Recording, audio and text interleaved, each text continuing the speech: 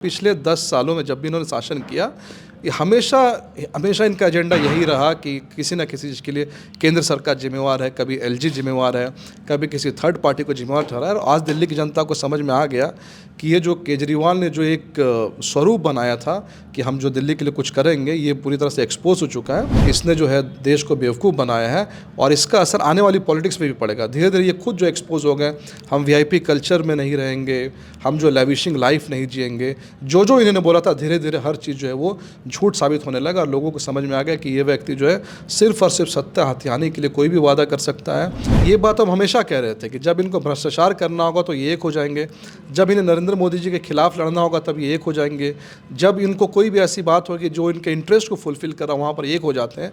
और लेकिन जब सत्ता को हथियाने की बात आएगी तब इनका पर्सनल इंटरेस्ट वहाँ पर जाग करके आता है। तो हम ये डिवाइड एंड रूल बिल्कुल नहीं कर रहे। दिल्ली विधानसभा के जो रुझान है वो नतीजों में अब तब्दील हो रहे हैं। लंबे अरसे के बाद बीजेपी ने सत्ता में वापसी की है, आधिकारिक घोषणा होना बाकी है। ऐसे में दिल्ली में केजरीवाल सहित आपके कई दिग्गज नेता भी जो है शिकस्त उनको मिली है। हमारे साथ बीजेपी के वरिष्ठ नेता और प्रवक्ता अजय शाह हैं। दिल्ली चुनाव की जीत को किस रूप में देखते हैं और कितनी बड़ी है ये जीत? देखिए, दिल्ली का चुनाव हमेशा महत्वपूर्ण रहा है, क्योंकि दिल्ली अगर आप देखेंगे तो इतिहास में हमेशा कोई भी मोड़ आया है, कोई भी पड़ाव आया है तो दिल्ली वहाँ से ज़रूर होकर के गुजरा है। और हमेशा हमारा जो भाजपा है, भाजपा का जो कोर एजेंडा हमेशा रहा है, कोर हमारा जो मुद्दा रहा है सांस्कृतिक राष्ट्रवाद, उसके लिए भी दिल्ली काफ़ी ज़्यादा महत्वपूर्ण है। मैं आज याद करना चाहूँगा, अब जो हमारे एक बहुत बड़े मतलब सांस्कृतिक राष्ट्रवाद के एक बहुत बड़े पिलर थे बाबा बंदा बहादुर सिंह, जिनकी शहादत जो है दिल्ली में हुई थी। जब उनको जो है दिल्ली में मुगल से जब वो लड़ाई लड़ रहे थे, मुगल के खिलाफ लड़ रहे थे, तो उस समय जब उन्हें दिल्ली लाया गया था तो उस समय 700 सिखों का कत्लेआम भी हुआ था। और उसके बाद जब उन्हें कहा गया कि आपको इस्लाम जो है कबूल करना, उन्होंने इस्लाम को कबूल नहीं किया। और उसके बाद उनकी आंखों के सामने उनके 4 वर्ष के जो बेटे थे अजय सिंह, उसकी भी हत्या कर दी गई। और उसके बाद जो है बाबा बंदा बहादुर सिंह की हत्या हुई थी। तो सांस्कृतिक राष्ट्रवाद की दृष्टि से दिल्ली हमेशा हमारे लिए महत्वपूर्ण रहा है। और दिल्ली की जो जीत है, इस दिल्ली की जीत के लिए पूरे के पूरे राष्ट्र में इसकी गूंज होगी। और हम हमेशा इस बात को कहते थे कि दिल्ली में हो या कोई भी राष्ट्र हो, धीरे धीरे जो है नरेंद्र मोदी जी का जादू या फिर भाजपा का जादू या फिर हम जिस जो है मुद्दों को लेकर के चुनाव लड़ते हैं, वो धीरे धीरे पूरे के पूरे देश में वो छा रहा है। चाहे वो दिल्ली हो या फिर नॉर्थ ईस्ट हो या फिर साउथ हो, हर जगह जो भाजपा जो आ रही है। लंबे समय से वहाँ पे संघर्ष कर रहे थे आप लोग, क्या कोर एजेंडा इस बार रहा? क्या मानते हैं जीत की मुख्य वजह? देखिए, अगर अरविंद केजरीवाल जी की अगर आप पॉलिटिक्स को देखेंगे तो 2012-11 के आसपास वो उभरना चालू हुए। और उस समय उन्होंने एक पॉलिटिकल मूवमेंट स्टार्ट किया था, इंडिया अगेंस्ट करप्शन। और इंडिया अगेंस्ट करप्शन उस समय बेसिकली उस समय की जो कांग्रेस की सरकार थी उसके खिलाफ था। कैग का रिपोर्ट आया था और बार बार अरविंद केजरीवाल और आम आदमी पार्टी जो उस समय नहीं थी, इंडिया अगेंस्ट करप्शन, इनका हमेशा ये मुद्दा रहता था कि हम जो है जैसी सत्ता में आएंगे या फ्यूचर में हम जो है सोनिया गांधी को जेल भेजेंगे, राहुल गांधी को जेल भेजेंगे, शीला दीक्षित को जेल भेजेंगे, रॉबर्ट वाड्रा को जेल भेजेंगे। और दिल्ली की जनता ने देखा कि कुछ समय बाद ये उन्हीं लोगों से जाकर के वो जो मिल गए। इसके बाद निर्भया का जो वहाँ पर जो गैंगरेप हुआ था, गैंगरेप के समय में इन्होंने शीला दीक्षित को ब्लेम किया कि आज दिल्ली हमारे पास होती तो हमें ऐसा नहीं होने देते। और उसके बाद जब दिल्ली इनके पास आई तो इन्होंने रोना चालू कर दिया कि ये तो केंद्र सरकार की जिम्मेवारी है, हमारे पास में पुलिस नहीं है। तो इन्होंने पिछले 10 सालों में जब भी इन्होंने शासन किया, ये हमेशा इनका एजेंडा यही रहा कि किसी न किसी चीज़ के लिए केंद्र सरकार जिम्मेवार है, कभी एलजी जिम्मेवार है, कभी किसी थर्ड पार्टी को जिम्मेवार ठहरा है। और आज दिल्ली की जनता को समझ में आ गया कि ये जो केजरीवाल ने जो एक स्वरूप बनाया था कि हम जो दिल्ली के लिए कुछ करेंगे, ये पूरी तरह से एक्सपोज हो चुका है। और दिल्ली की जनता ने भाजपा पे जो है विश्वास जताया है। लेकिन जो विपक्ष है वो विपक्ष के नेता ये चर्चा कर रहे हैं कि वहाँ डिवाइड एंड रूल का फार्मूला खेला गया, उसी पर काम किया आप लोग एक तरफ रहे, इधर इंडिया अलायंस बिखर गई।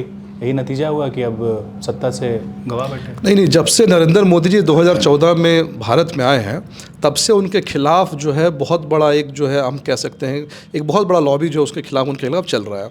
और जो इंडिया अलायंस जिसकी आप बात कर रहे हैं, ये अलायंस बना ही था एक नकारात्मक सोच से। ये कुछ करने के लिए नहीं बना था, नरेंद्र मोदी जी को सत्ता से रोकने के लिए बना था। और आज हमने दिल्ली में देखा कि दिल्ली में आम आदमी पार्टी अलग लड़ी, कांग्रेस का कुछ और रुख था, समाजवादी पार्टी का कुछ और रुख था, कश्मीर के नेताओं का कुछ और रुख था, शिवसेना का कुछ और रुख था। ये बात हम हमेशा कह रहे थे कि जब इनको भ्रष्टाचार करना होगा तो ये एक हो जाएंगे, जब इन्हें नरेंद्र मोदी जी के खिलाफ लड़ना होगा तब ये एक हो जाएंगे, जब इनको कोई भी ऐसी बात होगी जो इनके इंटरेस्ट को फुलफिल कर रहा वहाँ पर एक हो जाते हैं। और लेकिन जब सत्ता को हथियाने की बात आएगी तब इनका पर्सनल इंटरेस्ट वहाँ पर जाग करके आता है। तो हम ये डिवाइड एंड रूल बिल्कुल नहीं कर रहे। इनके अंदर जो डिवीज़न था, ये जो यूनिटी थी जिसके नाम पर बार बार कहा जा रहा था कि इंडी अलायंस, ये कभी भी एक ऑर्गेनिक अलायंस ही नहीं था। ये हमेशा से एक पर्सनल इंटरेस्ट को ऊपर रख के बनाया गया था, और इसलिए आज ये देख रहे हैं कि ये पूरी तरह से बिखर चुका है। और ये बिखराव सिर्फ दिल्ली में नहीं है, ये मैं कह रहा हूँ, ये बिखराव जो है पूरे के पूरे देश में बिखराव होने जा रहा है। क्या फ़र्क देखते हैं इस चुनाव से, क्या असर पड़ने वाला है? हाल में अभी इसी साल पड़ोसी राज्य बिहार में भी चुनाव होने हैं, क्या असर देख रहे हैं? नहीं, निसंदेह ऐसा मैं तो नहीं कह रहा हूँ, ऐसा बार बार अगर आप देखेंगे दिल्ली की जो मुख्यमंत्री आतिशी या फिर अरविंद केजरीवाल, उनके भाषणों को आप सुनेंगे तो बार बार कहते थे कि ये जो चुनाव है वो अच्छाई और बुराई के बीच में है, और इस चुनाव से पूरे के पूरे देश का जो रिजल्ट वो दिखने वाला है। तो आज ये साबित हो गया, आज अच्छाई की जीत हुई, और उन्होंने खुद कहा था कि इसका रिजल्ट जो है पूरे के पूरे देश में देखने को मिलेगा, नेशनल पॉलिटिक्स में, तो पूरे पूरे देश में निसंदेह इसका असर देखने को मिलेगा। बिहार विधानसभा पर? जी बिल्कुल, बिहार विधानसभा बिल्कुल असर पड़ेगा। बिहार विधानसभा में हम जीतने जा रहे हैं। वहाँ तो वहाँ के जो कुछ नेता थे, पप्पू यादव, वो भी दिल्ली में जाकर के कैंपेनिंग कर रहे थे। इनके सारे नेता बिहार से भी कैंपेनिंग करने आ गए थे वहाँ पर, तो दिल्ली में भी इसका असर दिखेगा, बाकी सारे प्रदेश में इसका असर दिखेगा, पूरे के पूरे देश में इसका जो, जिस तरह से रांची में कुछ होता है उसका जो इफेक्ट है पूरे के पूरे प्रदेश में होता है, उसी तरह जाहिर सी बात है देश की राजधानी दिल्ली है, वहाँ कुछ हुआ है तो उसका इफेक्ट पूरे के पूरे जो है देश में देखने को मिलेगा। आपके कई दिग्गज अपनी सीट नहीं बचा पाए, केजरीवाल को भी शिकस्त खाना पड़ा परवेश वर्मा से। केजरीवाल की हार की वजह क्या मानते हैं?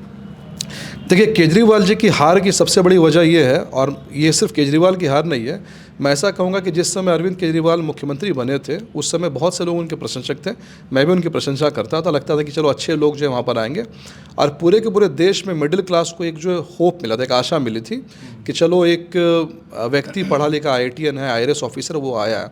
लेकिन धीरे धीरे केजरीवाल जिस तरह से एक्सपोज होने लगे, उनका डबल स्टैंडर्ड सामने आने लगा, उनका दोहरा चेहरा सामने आने लगा, इसने आने वाले भविष्य के लिए भी, जब भी कोई व्यक्ति, कोई पढ़ा लिखा व्यक्ति राजनीति में कुछ नई सोच लेकर के आने को सोचेगा तो अरविंद केजरीवाल उसके सामने एक उदाहरण के रूप में पेश होंगे। देखो किस तरह इसने जो है देश को बेवकूफ़ बनाया है, और इसका असर आने वाली पॉलिटिक्स में भी पड़ेगा। धीरे धीरे ये खुद जो एक्सपोज हो गए, हम VIP कल्चर में नहीं रहेंगे, हम जो लैविशिंग लाइफ नहीं जिएंगे, जो जो इन्होंने बोला था, धीरे धीरे हर चीज़ जो है वो झूठ साबित होने लगा, और लोगों को समझ में आ गया कि ये व्यक्ति जो है सिर्फ और सिर्फ सत्ता हथियाने के लिए कोई भी वादा कर सकता है, कोई भी प्रॉमिस कर सकता है। जहाँ तक दिल्ली मॉडल की बात है, अरविंद केजरीवाल ने दिल्ली मॉडल को बार बार घुमाया, और दिल्ली की हेल्थ व्यवस्था, एजुकेशन व्यवस्था को बार बार कह रहा है।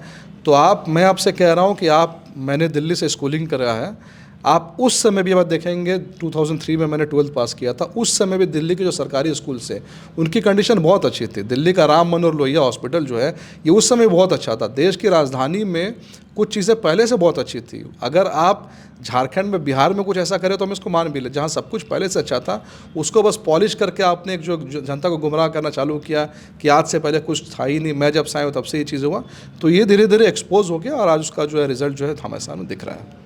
बहुत शुक्रिया अजय शाह को आप सुन रहे थे। लगभग मान के चलिए कि दिल्ली में डबल इंजन की सरकार अब बनना तय हो गया है। शाम तक आधिकारिक घोषणा भी कर दी जाएगी। 27 सालों का ये वनवास आप कहिए बीजेपी के लिए, और वजह क्या रही अजय शाह ने बताया। धीरे धीरे करके तस्वीरें और साफ होंगी, और दिल्ली के जो नतीजे हैं उसमें और क्या फेरबदल होगा, उलटफेर होगा, वो शाम तक क्लियर हो जाएगा। बहुत शुक्रिया। इंजीनियर बनकर भरे सफलता की ऊंची उड़ान, जहां साधारण छात्र भी झारखंड टॉपर्स बनकर बना रहे इतिहास। दूरदर्शी शिक्षाविद श्री विपिन सिंह के मार्गदर्शन में मेडिकल एवं इंजीनियरिंग के लाखों छात्रों के लिए आशा की किरण के रूप में goal nations leading in TheFollowUp.in. Like, share and subscribe. www.thefollowup.in